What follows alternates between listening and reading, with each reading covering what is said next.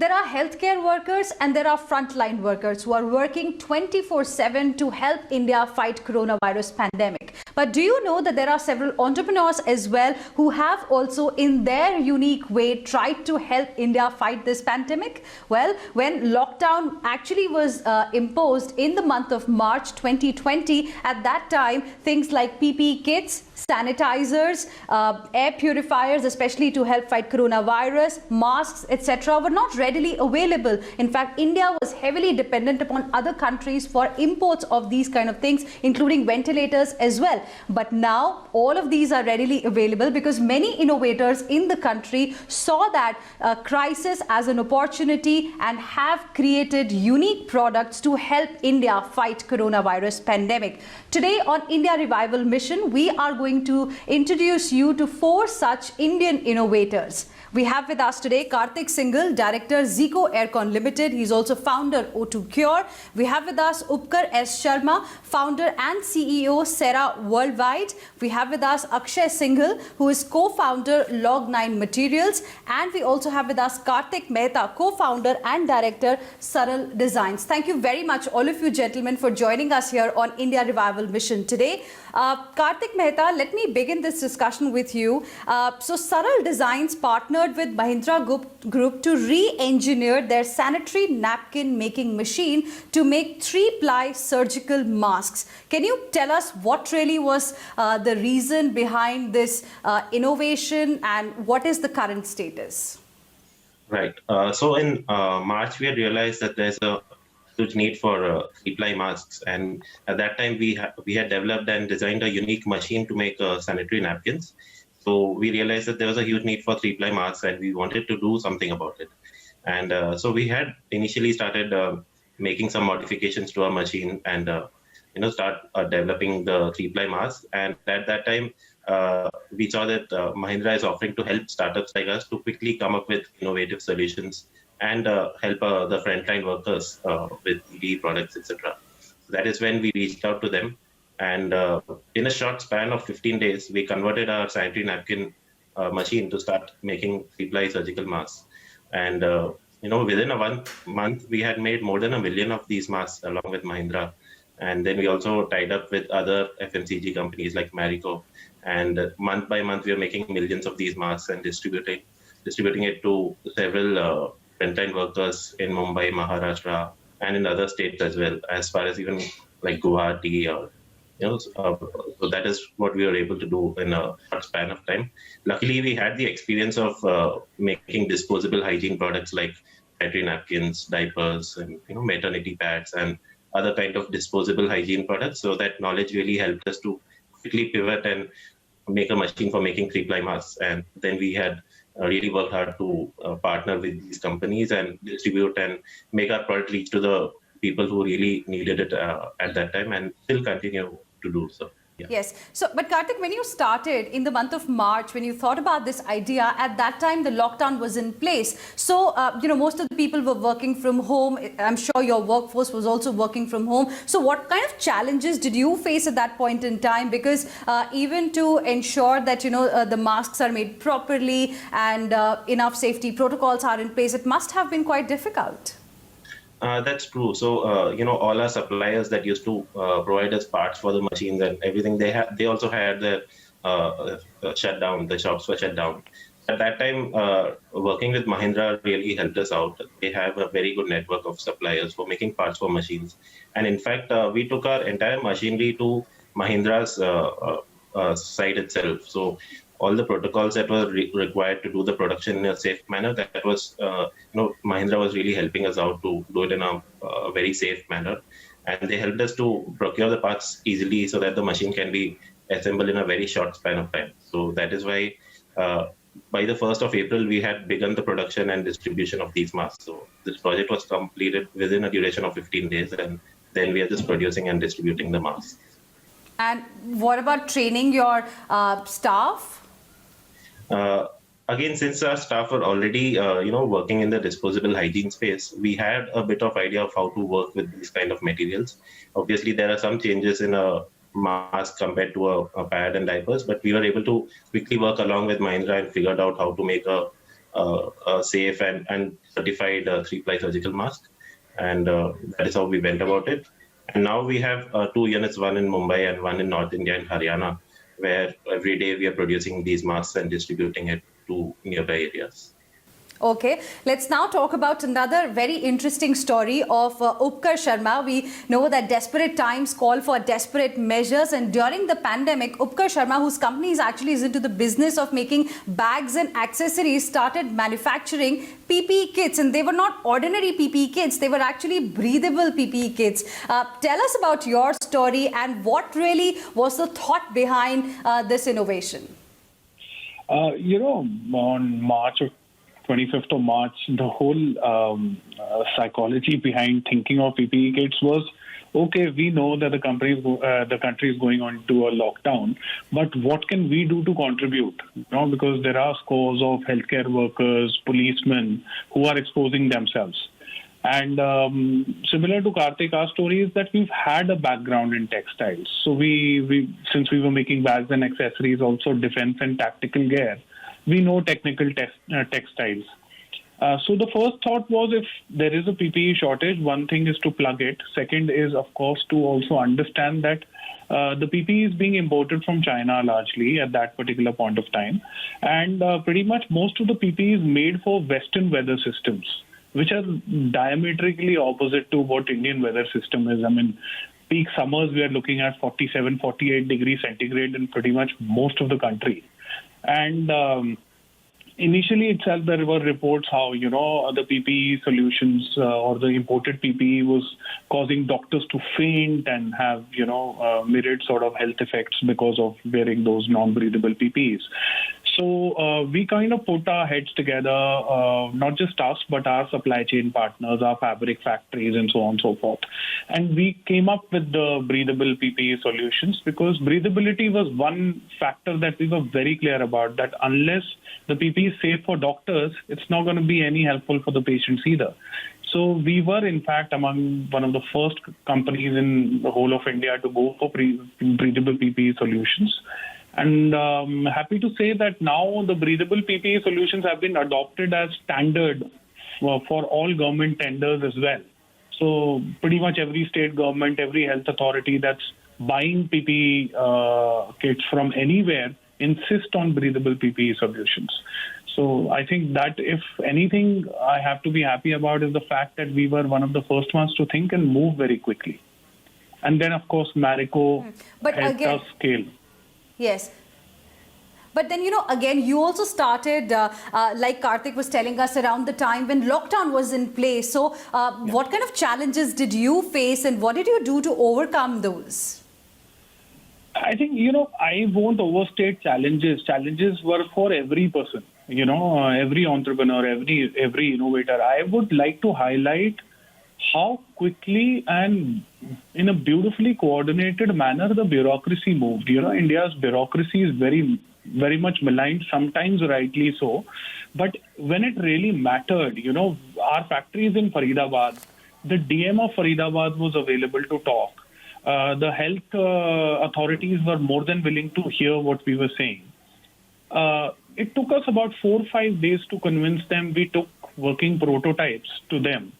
And by 1st of April, we had the permission to operate our factory.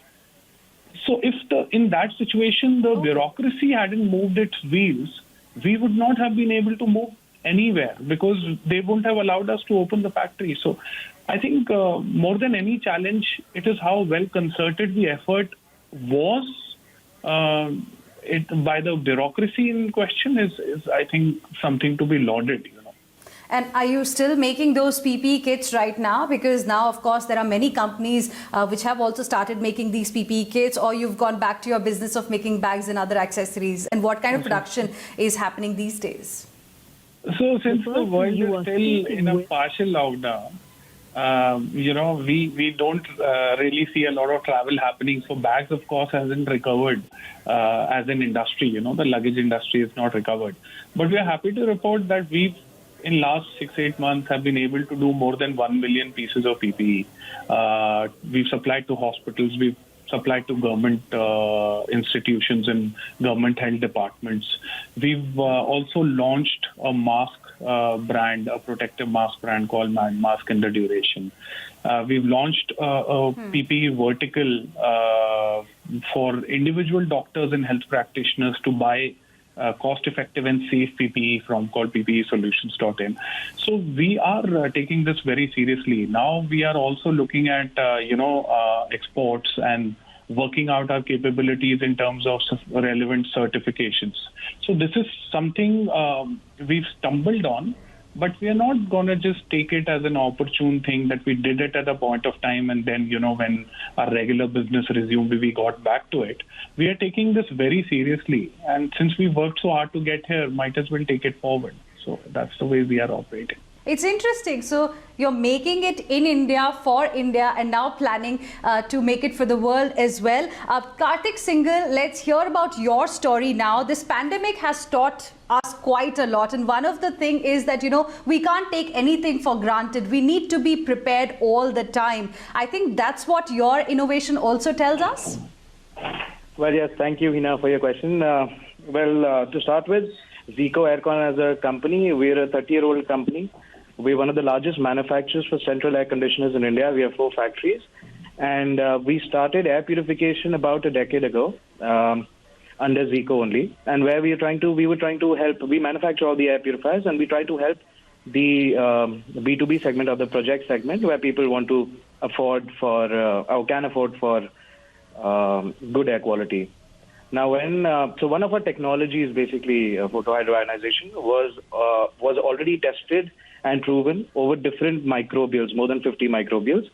And the biggest jump that we got was in 2003, when the first outbreak of coronavirus, which is SARS-CoV-1, happened in China and neighboring countries, about 20 countries. That is where our technology was tested over SARS-CoV-1 by the US, by China, by Japan, by Canada and other countries. So we were pretty sure that we would be able to counter this mutated form of the similar virus, giving us an infectious disease called COVID-19. So we started our research. We have some scientists on our panel from India, from US and other countries. So we started our research and we were trying to find a virology lab to help us test our product on the viral load. Then finally, we found one lab which was in the US, which was the government had actually given us that lab. And in India, I was trying to make everyone aware and also spread a little awareness about COVID and how it spreads. And that is when ICMR recommended us that we can go to CSIR, and they handed over a lab called CCMB, which is in Hyderabad, which is a government affiliated lab. And with them, we designed how the testing would be done. So the wonderful part was that the testing was done in a 1,280 cubic feet area, so very close to real-time situation. And the testing was done in air as well as surfaces. So we got a 99.9% reduction on COVID or SARS-CoV-2 from air as well as surfaces. Then there was another test that was done because, like we say, people stand with social distancing. So we got another test done. This was done primarily by the US government to check it, that within 3 feet. So if I sneeze or if I cough, within 3 feet, our technology or purifiers were able to reduce the effect of a sneeze by 99%. This is within 3 feet. So a person standing maybe very close to me in the same occupied area, breathing the same air, might not get affected if you have the purifier in place. So that's when I innovated and designed another purifier specifically for India. This was launched in April, and this now purifier has a life of 4 years, can take care of COVID, can take care of microbials, is proven on asthma, pneumonia, other respiratory health problems that one might get. So swine flu, bird flu, any kind of flu. But so this is something that we innovated in India, we manufacture in India for India, and can also be deployed. The best use of such technology would be to be deployed in metros where you have major public gatherings, metros, airports, railways, and other public areas. So what we've done is our campaign is getting India back to work. And how to revive the Indian economy, I would say that we can deploy such technologies in all our areas indoor spaces and call our people back to work, at least with social distancing and the precautions. Another line I would want to add is my friends here who are manufacturers of PPE masks. Well, definitely there are some standards or norms that are there internationally for such products. I would say there was lack of production and productivity in India, so which we innovated and matched. But in our industry, well, I wouldn't say there's standards. You just have to get approval from WHO or CDC or from an accredited, an approved viral lab. So our fight and struggle was way more, I would say, and way longer to get the approval from US and Indian government on a product that can now neutralize the virus from air or surfaces up to 99% within 15 minutes. So this has been approved by ICMR as well, and have they certified that this actually kills the coronavirus? Is that what you're telling us? Well, from the technical side, we can never kill a virus, so it's always 99.9%. ICMR is a council that governs, and ICMR has handed over, or ICMR sent us to CSIR, which is the Center of Science and Technology and Research in India. And then they had given us CCMB. Okay. So ICMR would never approve of such a thing. But yes, they have given us the test results saying that, yes, we've got a 97% reduction in 15 minutes. And within 1 hour, we got a 99.9%. That was from the US that we got the approval for. So the idea is to bring people back to office, get India back to work, because work from home, in fact, has become a new normal now. Very interesting, Kartik Singhal. Let me now talk about the story of Akshay Singhal, who's co-founded Log9 Materials, and which is a nanotechnology startup, and it has helped India in fighting COVID-19 by making something called as Corona Oven. Now, what is it? Let's find out from Akshay Singhal. Yes, Akshay, tell us about your story, and if something like a Corona Oven was being made in India before coronavirus happened also. So thanks, Hina, for having me on the show. And no, actually, to your question, UV disinfection was something which was existing in the Indian market, but only for water purification. So we always heard of UV water purifiers and stuff like that. But UV disinfection as a category itself, as a product for sanitizing surfaces, objects, and masks and PPE and stuff like that, was something which was not heard of in the Indian ecosystem, and there were no products available when we thought about this. And the idea kind of came about with our own requirement that we're feeling in our house, with the entire anxiety about bringing stuff from outside, getting groceries from outside, and the mask that we have worn the previous day. How do you make sure that it is safe to use the next day and stuff like that? And from that, the entire thought process started, that we can use UV light to kind of disinfect these objects and items and make sure that they are safe for touching them and using them in our houses. And then when we started kind of exploring the market, then we realized that there was a shortage of PPE, mask, and other kind of stuff in the hospitals and from the frontline workers. And if we are able to kind of sanitize them and make them available for reuse, which we did at that time, that kind of helped reduce the stress that was there on these items in the starting days of the lockdown. And yeah, so with that, we started working on this product and designed the entire system. And within 15 days time, starting from last week of March, and then starting shipping out the first batch of our products to certain hospitals in Delhi, Bangalore, Mumbai, and these places by second week of April. So that's what we were able to pull together. That's quite interesting that, how all of you have given us a sense that the moment lockdown started, there were certain entrepreneurs, innovators who immediately thought that, this is the opportunity to help India fight this pandemic, because it was an unknown enemy that came to our lives and has completely changed our lives. Akshay Singhal, what kind of challenges did you face? Because like everyone else, even you started when we were all in the middle of a lockdown. So definitely in the first week when we started working on the Corona Oven product range, the challenge was to really get to our labs, get to our facilities, and to do prototyping and then kind of get everything together. But as someone else was mentioning on the platform itself today, that the bureaucracy really helped and kind of made sure that we get the necessary permissions and we can innovate and provide indigenous technologies to fight the pandemic. That kind of happened. We also got a lot of support from Niti Aayog, which we have been working with for our battery technologies and other nanotechnology innovations that we do over time.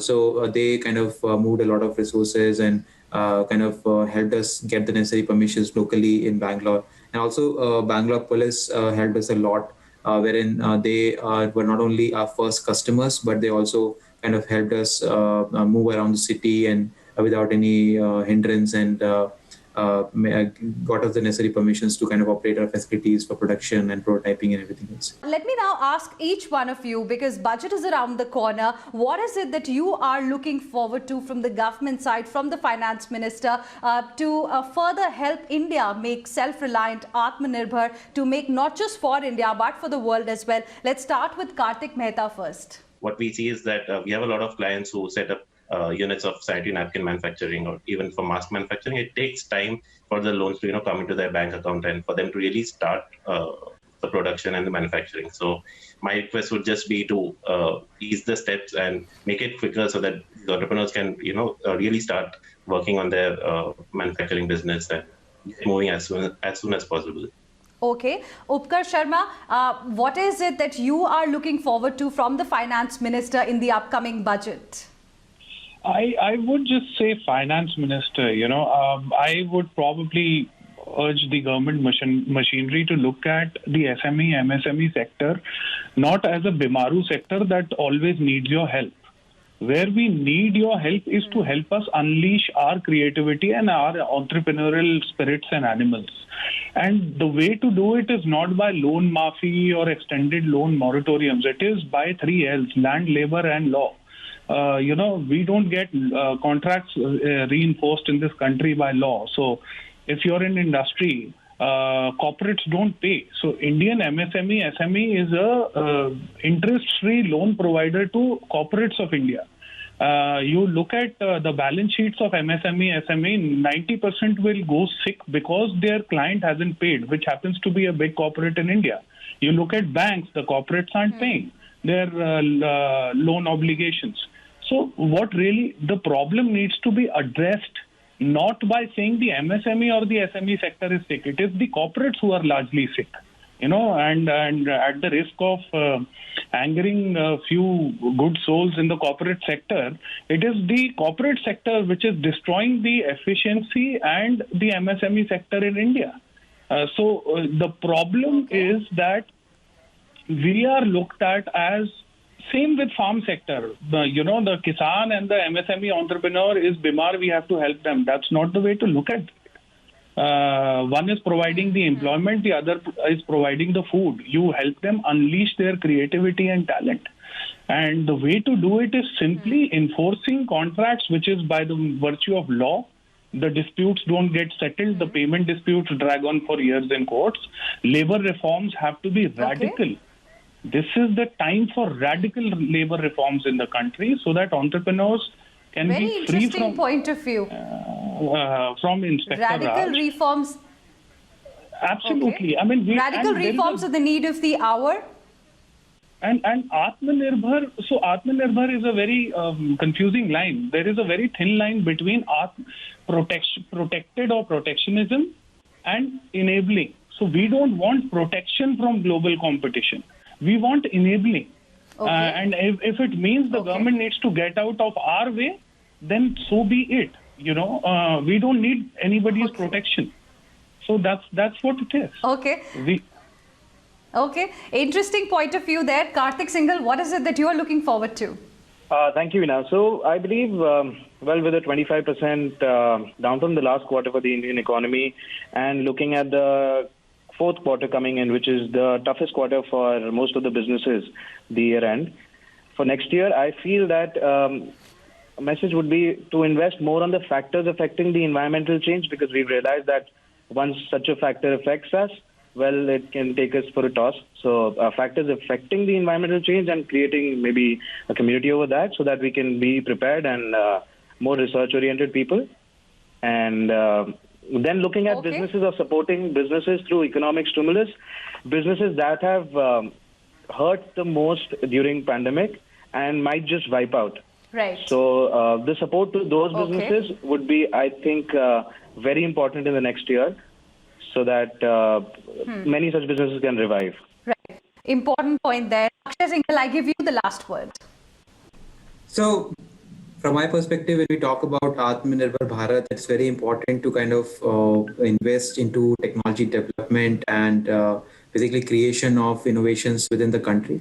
And from that perspective, we have been one of the countries with the lowest expenditure into R&D and research. So I think that needs to go up. And also, I think all of us here will relate to this point that as we were trying to launch our products and innovations for fighting COVID-19, one of the biggest challenges was the fragileness or I would say the nascentness of the entire standardization machinery or certification machinery in the country, which is very I would say old age, and it is not up to the mark with the latest developments. Doesn't know how to kind of what kind Right. of protocol to be used, what kind of procedures need to be used for certification and standardization. So I think building up that machinery, strengthening that up is very important in conjunction with more expenditure on R&D and innovation. Well, those were truly inspiring stories of some Indian innovators who are helping India fight this coronavirus pandemic. Thank you very much, all of you, for joining us here on India Revival Mission.